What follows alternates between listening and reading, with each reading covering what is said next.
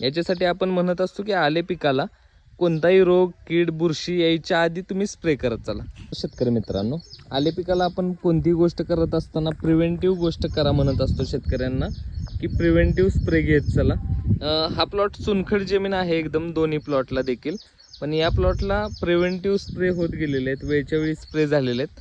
याच्यामध्ये जो आत्ता लिप ब्लास्ट आहे, जो बुरशीजन्य रोग सगळीकडे पूर्णपणे साताऱ्यामध्ये पसरत आहे, त्याचं प्रमाण एकदम कमी आहे. याला लास्ट स्प्रे स्कोर कवच एम्प्लिगो आणि इंटेकचा झालेला होता. तसं या प्लॉटला स्प्रे स्किप झाला होता. शेतकऱ्यांचं म्हणणं आलं की पाऊस आहे, स्प्रे करायचं काय आत्ता नेसेसरी नाही आहे. तर या प्लॉटमध्ये जे आहे ते बुरशीजन्य रोगांना अक्षरशः पूर्ण प्लॉट डॅमेज केलेला आहे.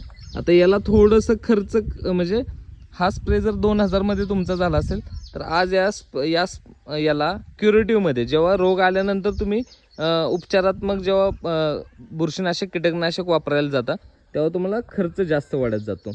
याच्यासाठी आपण म्हणत असतो की आले पिकाला कोणताही रोग कीड बुरशी यायच्या आधी तुम्ही स्प्रे करत चला.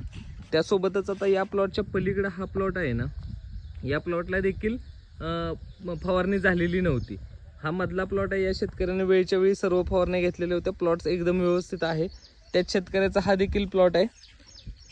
शेजारी प्लॉट आहेत, पण याच्यावरती कसलाही इफेक्ट नाही आहे. प्लॉट एकदम व्यवस्थित आहे. आणि तिथं जर हा प्लॉट जर आपण बघितला तर या प्लॉटमध्ये एवढ्या मोठ्या प्रमाणामध्ये प्रॉब्लेम दिसून येत आहे आपल्याला.